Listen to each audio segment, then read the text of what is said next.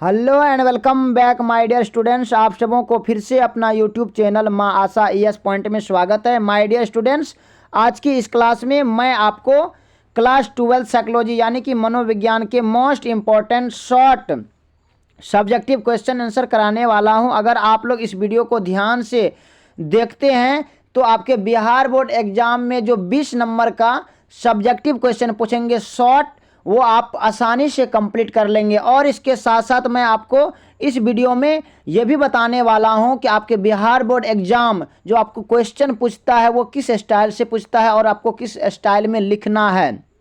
तो चलिए आप हमारे साथ अंत तक बने रहें। देखिए, इससे पहले हमने सेट 1 कंप्लीट कर दिए हैं। अगर आपने वो वीडियो नहीं देखे हैं तो प्लीज़ जाकर के उस वीडियो को देखें।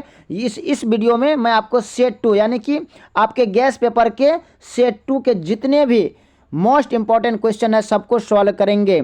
तो चलिए सॉल्व करते हैं। सबसे पहले अगर आप हमारे यूट्यूब चैनल पे नए आए हैं तो प्लीज़ इसको सब्सक्राइब कर देंगे, लाइक कर देंगे और अपने दोस्तों को भी शेयर करेंगे। तो प्रथम क्वेश्चन है इसका कि सेट 2 का प्रथम क्वेश्चन है कि अंतर समूह संघर्ष से आप क्या समझते हैं। तो इसका आंसर लिखेंगे कि अंतर समूह संघर्ष से क्या, अंतर समूह संघर्ष को सामाजिक संघर्ष भी कहते हैं।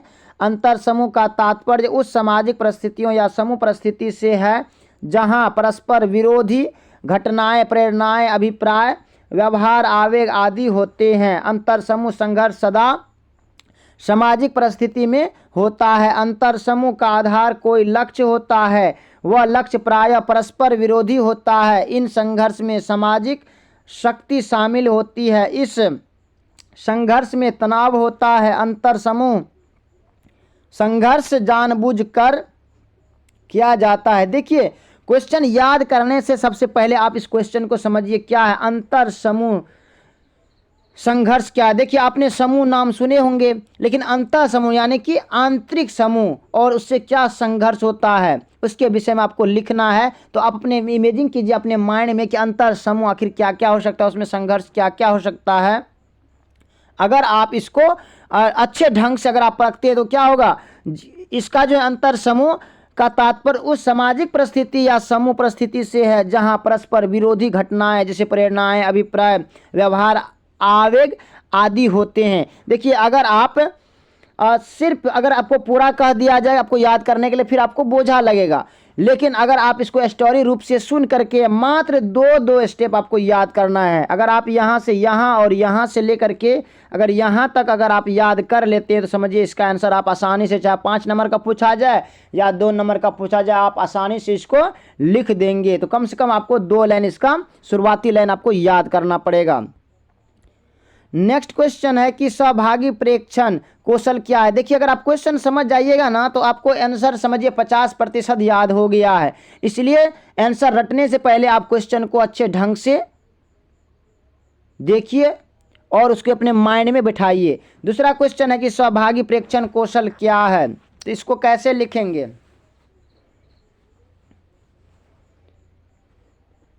प्रेक्षण वह प्रक्रिया है जिसके द्वारा अर्थ का संचरण एक व्यक्ति से दूसरे व्यक्ति तक किया जाता है। प्रेक्षण के 2 प्रमुख उपागम है। प्रथम है प्रकृतिवादी प्रेक्षण, दूसरा है सहभागी प्रेक्षण।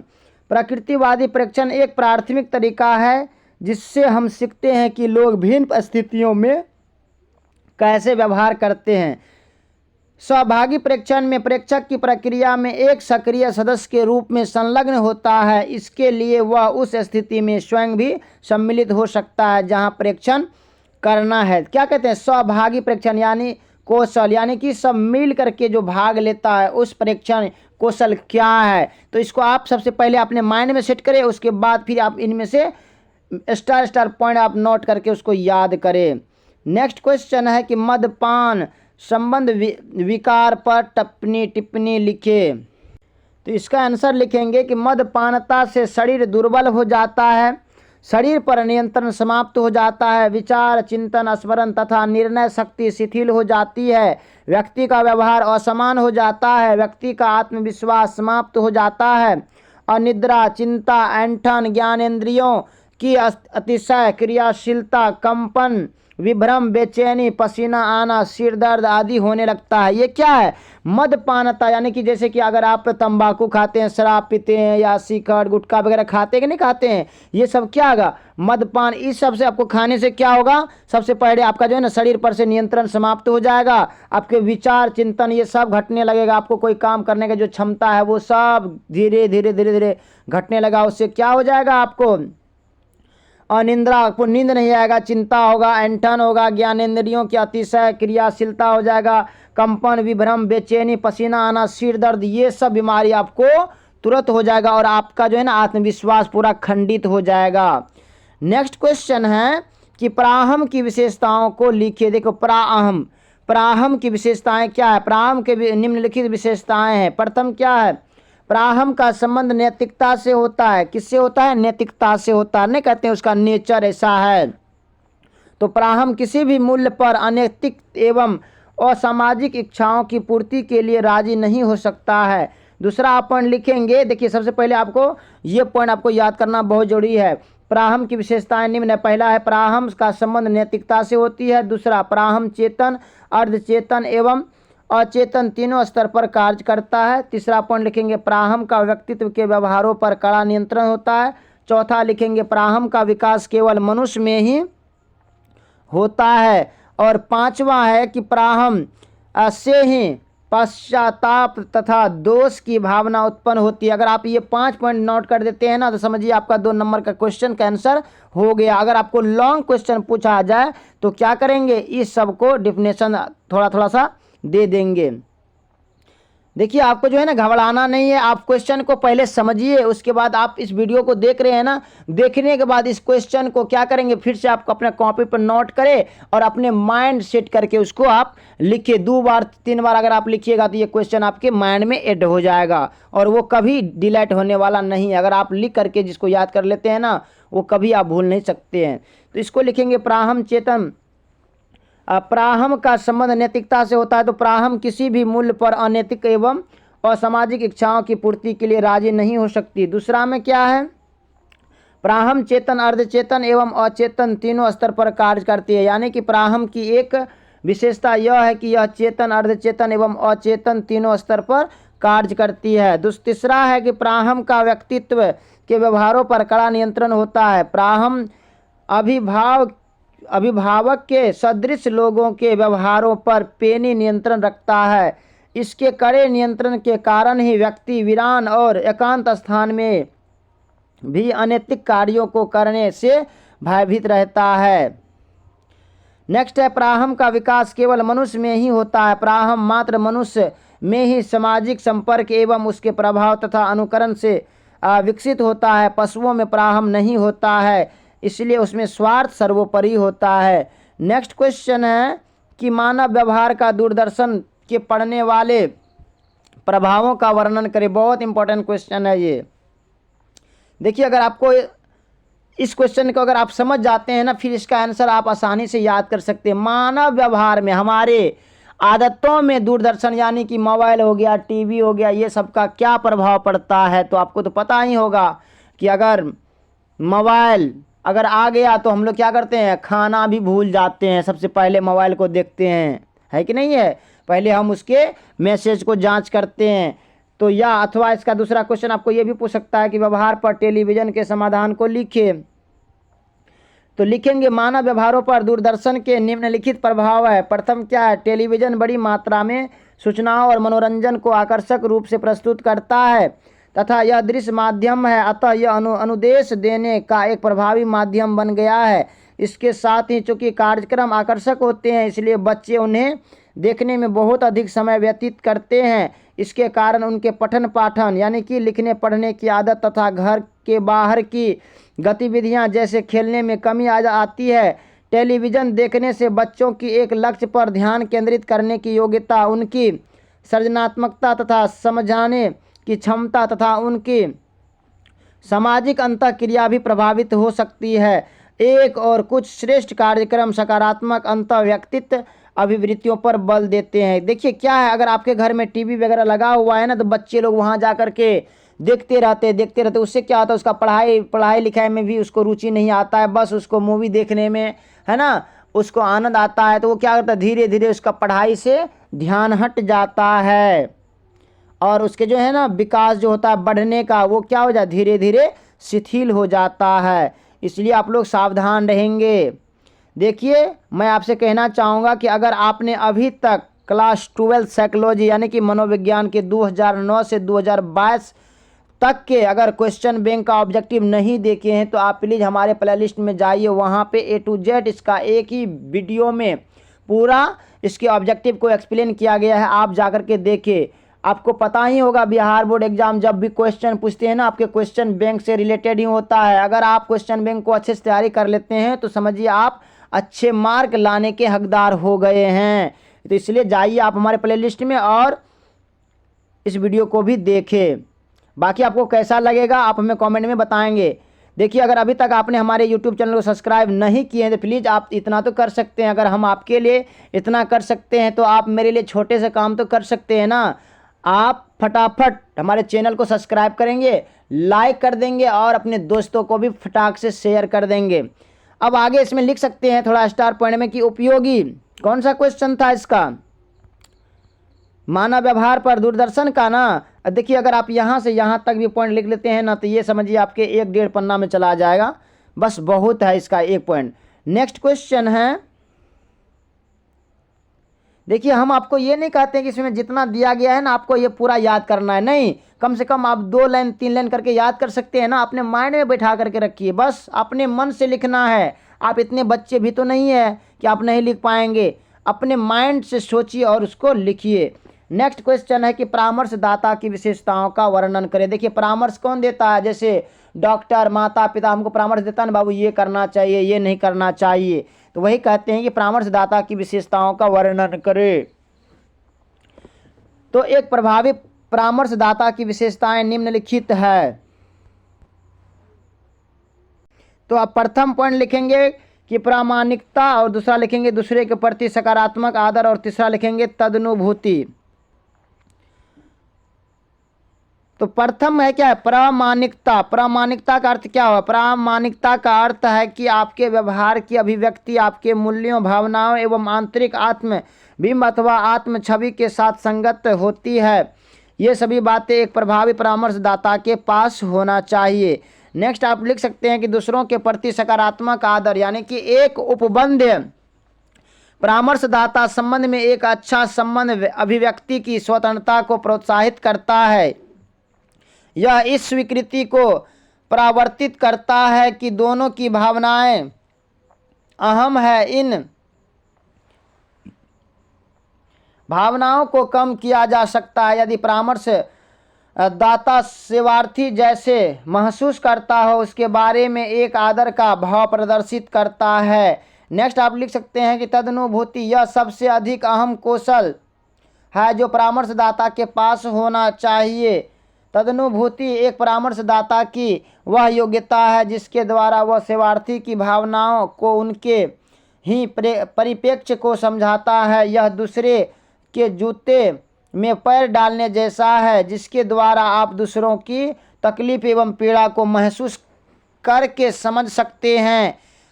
सहानुभूति एवं तदनुभूति में अंतर होता है। सहानुभूति में आप रक्षक की भूमिका निभाते हैं। नेक्स्ट क्वेश्चन है कि संवेगात्मक बुद्धि को परिभाषित करें। संवेगात्मक बुद्धि को परिभाषित करें तो लिखेंगे सांवेगिक बुद्धि की, जिसको हम EI से सूचित करते हैं, एक तरह की सामाजिक बुद्धि है। इस प्रकार की बुद्धि में स्वयं अपने एवं दूसरे के भावों को देखने, समझने, विभेद करने, अपनी सोच यानी कि चिंतन को, क्रिया को दिशा प्रदान करने हेतु सूचनाओं को उपयोग में लाने की योग्यता निहित रहती है। सन 1990 में सांवेगिक बुद्धि के संप्रत्यय को औपचारिक रूप से प्रकाश में लाने और परिभाषित करने का प्राथमिक श्रेय सोलोव एवं मेयर को दिया जाता है। सांवेगिक बुद्धि के प्रमुख तत्व निम्नलिखित है। सांवेगिक बुद्धि के कौन कौन से तत्व है? प्रथम है कि मनोभाव का प्रत्यक्षण, दूसरा है मूल्यांकन एवं उन्हें व्यक्त करने की योग्यता। दूसरा पॉइंट आप लिख सकते हैं संज्ञानात्मक प्रक्रिया को मनोभावों द्वारा सुसाध्य या दक्ष बनाना। तीसरा है संवेगिक सूचनाओं को समझना, विश्लेषण करना और भावात्मक ज्ञान को उपयोग में लाना एवं मनोभावों का नियम करना। नेक्स्ट क्वेश्चन है कि दमन पर संक्षिप्त टिप्पणी लिखिए। आखिर ये दमन क्या है? तो किसी अंतर्द्वंदी की स्थिति को समाप्त करने या कम करने के लिए प्रयोग में लाई जाने वाली मनोरचनाएं कही जाती है, जिसमें मुख्य मनोरचना दमन है। दमन मनोरचना के द्वारा व्यक्ति अपने अभिप्रिय एवं समाज विरोधी इच्छाएं, कटु स्मृतियों तथा घटनाओं को मन के चेतन स्तर से हटाकर अचेतन स्तर पर भेजता है। दमन द्वारा व्यक्ति उन समस्त इच्छाओं, विचारों आदि को अपने सक्रिय प्रयास एवं इच्छा द्वारा बनाने का भरसक प्रयास करता है, जिन्हें वह अभिप्रिय, अनैतिक एवं दुखद समझता है। इससे किसी एक विचार, घटना या क्रिया को व्यक्ति अपने स्मृति पटल से हटा देता है। नेक्स्ट क्वेश्चन है कि सृजनात्मकता को समझाएं। तो सृजनात्मक क्या है? जैसे सृजनात्मक कार्य का ज्ञान प्राप्त करने के लिए तथा समस्या को समझने, सूचनाओं को भंडारित करने और आवश्यकता पड़ने पर उनकी पुनः प्राप्ति करने के लिए न्यूनतम स्तर की योग्यता और क्षमता की जरूरत होती है। कहते हैं कि सृजनात्मकता कार्य का ज्ञान प्राप्त करने के लिए समस्या को समझने, सूचनाएं जो होता है उसको भंडारित करने और आवश्यकता पड़ने पर उनका पुनः प्राप्ति करने का न्यूनतम स्तर, योग्यता और क्षमता की जरूरत होती है। अब नेक्स्ट इसका उदाहरण दिया है कि जैसे सृजनशील लेखकों को भाषा के उपयोग में दक्षता की जरूरत होती है। एक चित्रकार के लिए यह जनता लाजमी है कि चित्र बनाने कि उसकी एक विशेष तकनीक का प्रदर्शक पर कैसा प्रभाव पैदा होगा। एक मनोवैज्ञानिक को तर्कना में दक्ष होना चाहिए, इसलिए सृजनात्मकता के लिए एक विशेष मात्रा में बुद्धि का होना जरूरी है, लेकिन उन क्षेत्र मात्रा में अधिक का सृजनात्मकता एवं से सहस्त्र संबंध नहीं होता। निष्कर्ष यह है कि सृजनात्मकता के कई रूप और सम्मिश्रण होते हैं। कुछ व्यक्ति में बौद्धिक अणु अधिक मात्रा में होते हैं तथा कुछ व्यक्तियों में सृजनात्मकता में संबंध विशेषताएं अधिक मात्रा में होती है। अब नेक्स्ट क्वेश्चन है कि सृजनात्मकता को समझाए। आखिर ये सृजनात्मकता क्या है? देखिए, सृजनात्मक कार्य का ज्ञान प्राप्त करने के लिए तथा समस्या को समझने, सूचनाओं को भंडारित करने और आवश्यकता पड़ने पर उन्हें पुनः प्राप्ति करने के लिए न्यूनतम स्तर की योग्यता और क्षमता की जरूरत पड़ती है। उदाहरणार्थ, सृजनशील लेखकों को भाषा के उपयोग की दक्षता की जरूरत होती है। एक चित्रकार के लिए यह जानना लाजमी है कि चित्र बनाने की उसकी एक विशेष तकनीक का दर्शन कर कैसा प्रभाव पैदा होगा। एक वैज्ञानिक को तर्कना में दक्ष होना चाहिए, इसलिए सृजनात्मकता के लिए एक विशेष मात्रा में बुद्धि का होना जरूरी है, लेकिन उस विशेष मात्रा से अधिक का सृजनात्मकता से सहसंबंध नहीं होता। निष्कर्ष यह है कि सृजनात्मकता के कई रूप और सम्मिश्रण होते हैं। कुछ व्यक्तियों में बौद्धिक गुण अधिक मात्रा में होते हैं तथा कुछ व्यक्तियों में सृजनात्मकता में संबंध विशेषताएं अधिक मात्रा में होते हैं। नेक्स्ट क्वेश्चन है कि बुद्धि मापन के एक वाचिक बुद्धि परीक्षण का वर्णन करें। तो इसको लिखेंगे कि बुद्धि परीक्षण दो भागों में बांट सकते हैं। प्रथम हो गया व्यक्तिक, दूसरा हो गया सामूहिक। व्यक्तिक को दो भागों में बांटा गया, एक होता है वाचिक, दूसरा होता है क्रियात्मक में बट सकते हैं। व्यक्तित्व वाचिक में बिने साइमन मानदंड तथा स्टैनफोर्ड बिने मानदंड आते हैं। दूसरा में व्यक्तित्व वाचिक उप विभाजन में बिने साइमन ने काफ़ी प्रसिद्धि पाई है तथा सामूहिक रूप से भी इसका प्रयोग होता है। शाब्दिक परीक्षणों में भाषा का प्रयोग होता है, जिसमें भाषा का प्रयोग नहीं होता उसे हम क्रियात्मक परीक्षण कहते हैं। कहते हैं कि जिसमें भाषा का प्रयोग नहीं होता उसको हम क्या कहते हैं, क्रियात्मक, यानी कि करके दिखाना परीक्षण कहते हैं। बिने साइमन माप में शाब्दिक व्यक्तित्व सामूहिक परीक्षण में आमी अल्फा परीक्षण का निर्माण हुआ। इसमें भाषा का प्रयोग होता है। अब वाचिक बुद्धि क्या है? वाचिक बुद्धि परीक्षण के निर्माण से मानव की बुद्धि के विकास में बहुत बड़ा योगदान मिला है और आदमी आज विभिन्न व्यवसायों के करके प्रगति की चरम सीमा पर पहुंच रहा है। नेक्स्ट क्वेश्चन है कि मानव व्यवहार पर टेलीविजन देखने के प्रभाव एवं मनोवैज्ञानिक समाघात का वर्णन करें। तो इसका आंसर लिखेंगे, टेलीविजन प्रौद्योगिकी या प्रगति का एक उपयोगी उत्पाद है, किंतु उनके मानव पर मनोवैज्ञानिक समाघात के संबंध में दोनों सकारात्मक और एवं नकारात्मक प्रभाव पाए गए हैं। टेलीविजन देखने से क्या होता है, सकारात्मक और नकारात्मक दोनों प्रभाव पड़ता है।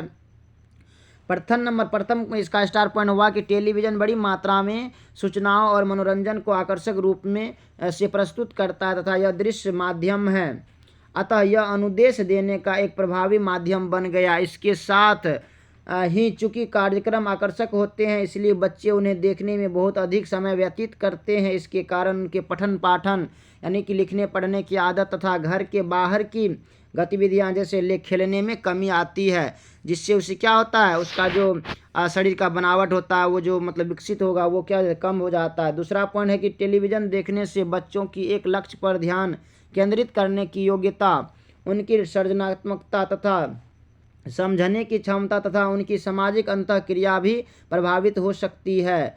तीसरा पॉइंट आप इसको नोट कर सकते हैं। देखिए ये आपके जो है ना 5 नंबरिया में भी काम आ सकता है और 2 नंबर का भी क्वेश्चन, मगर 2 नंबर का क्वेश्चन हो तो आप इसको 2 गो लाइन बस लिखेंगे, 2 पॉइंट ही लिखेंगे। अगर आप 5 नंबर का है तो कम से कम 4 से 5 पॉइंट आपको लिखना ही पड़ेगा। नेक्स्ट है कि टेलीविज़न पर हिंसा को देखना वस्तुतः दर्शकों में अधिक आक्रामकता से संबंध है। बच्चों में अनुकरण करने की उनमें प्रवृत्ति होती है, किंतु उनमें ऐसे व्यवहारों के परिणामों को समझने की परिपक्वता नहीं होती। यद्यपि कुछ अनुशोध अध्यायों में यह रेखांकित किया गया कि केवल टेलीविज़न पर हिंसा देखने मात्र से बच्चे अधिक आक्रामक नहीं हो जाते हैं। चौथा पॉइंट आप लिख सकते हैं कि वयस्कों तथा बच्चों के संबंध में यह कहा जाता है कि इससे एक उपभोक्तावादी अभिवृत्ति यानी कि प्रवृत्ति विकसित हो रही है। नेक्स्ट क्वेश्चन है कि मानव व्यवहार पर इलेक्ट्रॉनिक प्रदूषण के प्रभाव का वर्णन करें। तो इसका आंसर लिखेंगे कि आधुनिक समय में इलेक्ट्रॉनिक यंत्रों का उपयोग अत्यधिक तेजी से बढ़ा है। इलेक्ट्रॉनिक यंत्रों का प्रभाव मानवीय व्यवहार एवं स्वास्थ्य दोनों पर पड़ा है। आधुनिक समाज विभिन्न इलेक्ट्रॉनिक प्रदूषण का शिकार हो रहा है। Television, fridge, washing machine, mobile, laptop का प्रयोग घर घर में हो रहा है, जिससे मानव के व्यवहार और स्वास्थ्य दोनों में अनेक प्रकार की मुश्किलें का सामना करना पड़ रहा है। इलेक्ट्रॉनिक यंत्रों से जो पराबैंगनी किरणें निकलती है उससे मानव के विभिन्न अंग प्रभावित होते हैं। इससे लोग में चिंता, मनस्ताप, आक्रामकता, अनुकरण जैसी बीमारियां पैदा हो रही है। इससे उपभोक्तावादी प्रवृत्ति का विकास हुआ है। देखिए आपको जो है ना, आपके जो बिहार बोर्ड एग्जाम में अगर आप क्वेश्चन पूछते हैं ना वो सिंपल सा क्वेश्चन पूछते हैं। आप जो कहिएगा कोई हार्ड क्वेश्चन पूछते हैं, ऐसा बिल्कुल भी नहीं है। अगर आप क्वेश्चन को समझे रहेंगे ना तो आप उसको आसानी से सॉल्व कर सकते हैं। नहीं होता है तो आप क्वेश्चन बैंक में जाकर के देखिए कितना आसान आसान सवाल आपसे पूछा गया है। सिर्फ आपको उस क्वेश्चन को समझना है कि आखिर ये पूछा किस टाइप से गया है। और नेक्स्ट क्वेश्चन है कि सामाजिक तनाव का वर्णन करें। बताइए समाज में जो तनाव होता है उसको हम कैसे वर्णन करेंगे। तो तनाव का प्रतिबल मनोवैज्ञानिक के अनुसार एक मानसिक रोग है। यह व्यक्तिगत भी होता है और सामाजिक भी है। जब किसी सामाजिक घटना या दुर्घटना के कारण तनाव उत्पन्न होता है तो उसे हम सामाजिक तनाव कहते हैं। इसमें समाज के अधिकांश सदस्य प्रभावित हो जाता है। सामाजिक तनाव उसे कहते हैं जिसके द्वारा बहुलांश व्यक्तियों के व्यवहार एवं अभिवृत्तियां काल्पनिक हो जाती है और उनसे लोग प्रभावित होते हैं। कभी कभी प्रिंट मीडिया तथा इलेक्ट्रॉनिक मीडिया के कारण समाज में तनाव उत्पन्न होता है। क्या होता है, अगर आप देखिए समाज में तनाव का मतलब क्या होगा, जैसे कि जहां आप रह रहे हैं अगर आपके घर के आसपास अगर लड़ाई झगड़े दंगा फसाद होते रहे तो क्या होगा, उसका टेंशन आपको भी आएगा। आएगा कि नहीं आएगा, क्योंकि आप भी शांति से नहीं रह पाओगे, तो इससे क्या होगा, तनाव उत्पन्न होगा। नेक्स्ट क्वेश्चन है कि भारतीय पुनर्वास परिषद क्या है। भारतीय पुनर्वास परिषद क्या है, तो इसको लिखेंगे। भारतीय पुनर्वास परिषद, जिसको हम कहते हैं RCI, को 1986 ईस्वी में पंजीकृत समाज के रूप में स्थापित किया गया। भारतीय पुनर्वास परिषद को नीतियों व कार्यक्रमों को विनियमित करने, विकलांगता वाले व्यक्तियों को पुनर्वास एवं शिक्षा का दायित्व दिया गया है। भारतीय पुनर्वास परिषद का उद्देश्य है विकलांग व्यक्तियों के पुनर्वास के क्षेत्र में प्रशिक्षण नीतियों और कार्यक्रमों को विनियमित करना। देखिए इसमें क्या है, भारतीय पुनर्वास का जो परिषद का जो कार्य है वो है कि विकलांग व्यक्तियों के पुनर्वास के क्षेत्र में प्रशिक्षण नीतियों और कार्यक्रमों का विनिमय करना, यानी कि उसके रहने, खाने पीने, उसके शिक्षा की सारी व्यवस्था करना। नेक्स्ट क्वेश्चन है कि प्राकृतिक पर्यावरण यानी कि वातावरण से आप क्या समझते हैं। तो प्राकृतिक पर्यावरण एक ऐसा वातावरण है जिसमें सभी सजीव प्रजातियों और निर्जीव चीज़ों, पृथ्वी या उसके क्षेत्र पर स्वाभाविक रूप से होने वाली बातें शामिल होती है। प्राकृतिक पर्यावरण अक्सर निवास स्थान के लिए एक पर्याय के रूप में प्रयोग किया जाता है। देखिए प्राकृतिक पर्यावरण क्या, अगर आपके घर के आसपास में जितने भी खेत खलिहान, पेड़ पौधे, ये सब क्या, ये आपके वातावरण हुआ, यानी कि ये क्या, प्राकृतिक पर्यावरण हुआ। नेक्स्ट क्वेश्चन है कि व्यवहार चिकित्सा की मॉडलिंग प्रविधि का वर्णन संक्षेप में करें। तो कैसे करेंगे, देखिए यहाँ पे क्या, व्यवहार चिकित्सा है ना, यानी कि व्यवहार से संबंधित, यानी कि हमारे आदत से संबंधित चिकित्सा की मॉडलिंग प्रविधि का वर्णन संक्षेप में करना है।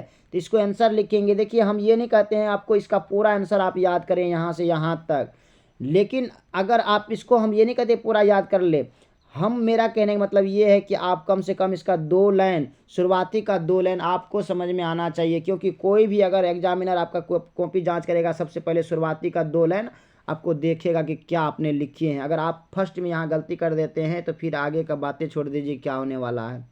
इसलिए आप ध्यान से ये सब पॉइंट को नोट करेंगे। तो इसको लिखेंगे कि व्यवहार चिकित्सा की मॉडलिंग प्रविधि एक ऐसी प्रविधि है जो प्रेक्षणात्मक अधिगम पर आधारित है। इन प्रविधि में दूसरे व्यक्ति जैसे माता पिता या चिकित्सक के परामर्श क्या है, परामर्शी का एक खास व्यवहार करते देखता है तथा साथ ही साथ उस व्यवहार से मिलने वाले परिणामों से भी अवगत होता है। इस तरह के परीक्षण के आधार पर रोगी स्वयं भी वैसा ही व्यवहार करना धीरे धीरे सीख लेता है। मॉडलिंग की यह विधि सुप्रसिद्ध समाज मनोवैज्ञानिक अल्बर्ट बटूरा के सामाजिक अधिगम के सिद्धांत पर आधारित है। नेक्स्ट क्वेश्चन है कि अभिवृत्ति यानी कि मनोवृत्ति की परिभाषा दीजिए। मनोवृत्ति के घटकों पर प्रकाश डाले, अथवा मनोवृत्ति के संज्ञानात्मक संगठन से आप क्या समझते हैं। देखिए सबसे पहले क्या है, अभिवृत्ति यानी कि मनोवृत्ति, मन की आवृत्ति, यानी कि मन में जो हमारा आवृत्ति उत्पन्न होता है, भय, डर, कष्ट, ये सब क्या है, मन की आवृत्ति है ना। इसको लिखेंगे कि अभिवृत्ति मन की एक अवस्था है। यह किसी विशेष संबंध में विचारों का एक पुंज है जिसमें एक मूल्यांकन परक विशेषता यानी कि सकारात्मक, नकारात्मक अथवा तटस्थता का गुण पाई जाती है। इससे संबंध एक सर्वांगीण घटक होता है और अभिवृत्ति विषय के प्रति एक विशेष प्रकार से क्रिया करने की प्रवृत्ति भी पाई जाती है। विचार परक घटक को संज्ञानात्मक पक्ष कहा जाता है, संज्ञानात्मक पक्ष कहा जाता है। सांवेगिक घटक को भावनात्मक पक्ष के रूप में जाना जाता है। कहते हैं कि विचार परक घटक जो होता है, विचार करने योग्य घटक को क्या कहते हैं, संज्ञानात्मक पक्ष कहा जाता है, और सांवेगिक घटक को भावनात्मक पक्ष के रूप में माना जाता है। और क्रिया करने की प्रवृत्ति को व्यवहार परक तथा क्रियात्मक घटक कहा जाता है। संक्षेप में इन तीनों घटकों यानी कि उनके अंग्रेजी नाम के प्रथम अक्षर के आधार पर को प्रवृत्ति का ABC घटक कहा जाता है। उल्लेखनीय है कि अभिवृत्ति स्वयं में व्यवहार नहीं है, लेकिन वह एक निश्चित प्रकार से व्यवहार या क्रिया करने की प्रवृत्ति को प्रकट करती है। वे संज्ञान के अंग है जो सांवेगिक घटक से युक्त होते हैं और इनका बाहर से प्रेक्षण नहीं किया जा सकता है। नेक्स्ट क्वेश्चन है कि क्या है, समूह संघर्ष के मनोवैज्ञानिक कारणों का वर्णन करें। इसका आंसर कैसे लिखेंगे। तो जब दो समूहों में संघर्ष होता है तो उसे समूह संघर्ष कहते हैं। समूह संघर्ष के कुछ मनोवैज्ञानिक कारण निम्नांकित है। प्रथम क्या हो जाएगा, दोनों पक्षों में संप्रेषण का अभाव एवं दोषपूर्ण संप्रेषण द्वंद्व एक प्रमुख कारण है। दूसरा आप पॉइंट लिखेंगे, सापेक्ष वंचन अंतर समूह संघर्ष का एक दूसरा कारण है। यह तब उत्पन्न होता है जब एक समूह के सदस्य स्वयं की तुलना दूसरे समूह के सदस्यों से करते हैं और अनुभव करते हैं कि वे जो चाहते हैं वह उनके पास नहीं है परंतु वह दूसरे समूह के पास है। देखिए यहाँ क्या कहते हैं, समूह संघर्ष, यानी कि दो समूहों के बीच में क्या संघर्ष है, उसका क्या मनोवैज्ञानिक कारण है। तो ये सब पॉइंट आप उसमें नोट कर देंगे। अब नेक्स्ट क्वेश्चन है कि प्रेक्षण कौशल क्या है। देखिए प्रेक्षण कौशल, तो इसको लिखेंगे कि अंतर्दर्शन पद्धति में अपनी ही मानसिक प्रक्रिया का अध्ययन किया जाता है, किंतु प्रेक्षण में हम दूसरों की मानसिक प्रक्रियाओं का अध्ययन करते हैं।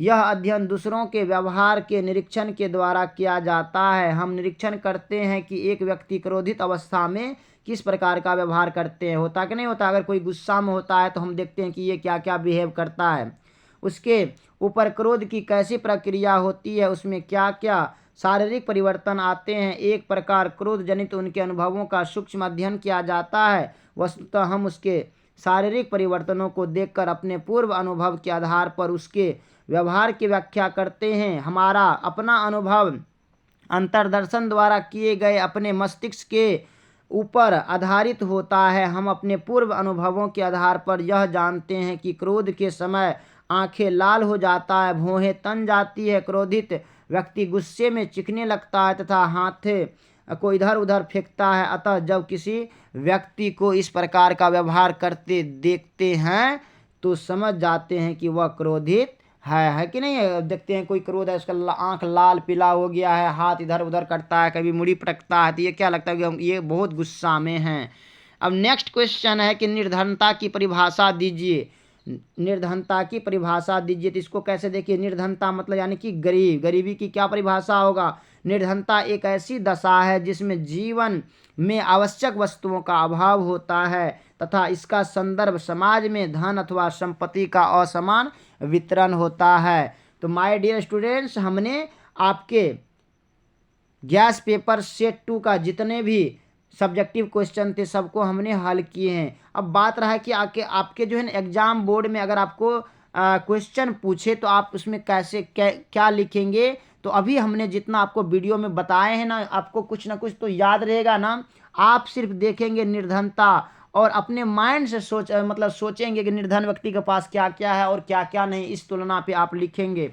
आपको कम से कम 20 से अगर 30 शब्द में देगा तो कम से कम आपको 4 से 5 लाइनें में आपको उसको अच्छा से लिखना है, सजा करके लिखना है। अगर आप पॉइंट बाय पॉइंट अगर स्टार पॉइंट बनाकर लिखते हैं तो फिर आपका नंबर बहुत अच्छा से दिया जाएगा और अपने आप रिजल्ट में 4 चांद लगाएंगे। अगर अभी तक आपने तैयारी नहीं किए हैं ना, फिर भी आपको डरना नहीं बल्कि अभी से आपको लग जाना है। माय डियर स्टूडेंट्स, आपने सुने होंगे कि जो लगनशील व्यक्ति है ना वो कुछ भी कर सकता है और कोशिश करने वालों की कभी हार नहीं होती है। तो जितना भी समय आपके पास बचा हुआ है ना उसका आप सही उपयोग करें।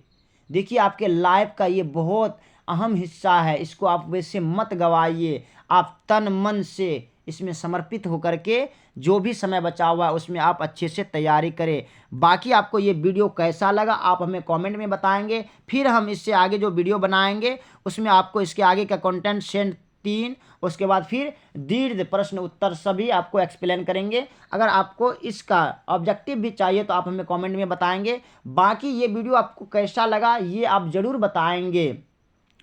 और अगर अभी तक आपने हमारे YouTube चैनल को सब्सक्राइब नहीं किए तो प्लीज़ सब्सक्राइब कर लेंगे, क्योंकि हम आपके लिए जग करके वीडियो बनाते हैं। आपको इतना तो फिर आपका फ़र्ज ही बनता है ना। बाकी आपको ये कैसा लगा आप हमें बताएंगे और अपने दोस्तों को भी शेयर करेंगे। बाकी thanks very much, all the best.